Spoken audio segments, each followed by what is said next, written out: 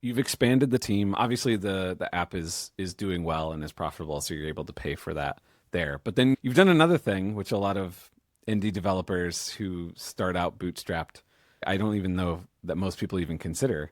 You did some fundraising. Can you explain like why you decided you wanted to do that?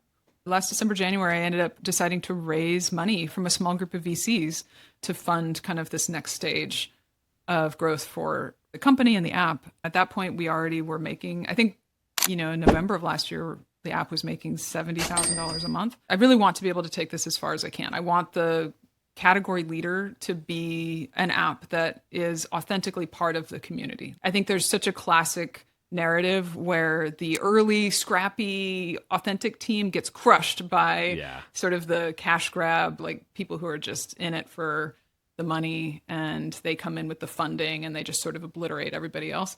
I didn't want that to be this story. I had kind of this previous startup experience. I had a lot of connections already in investor communities. I knew that there were a couple of firms that I actually really wanted to work with, that I knew we would be aligned on priorities, because that is a real risk when you take outside funding.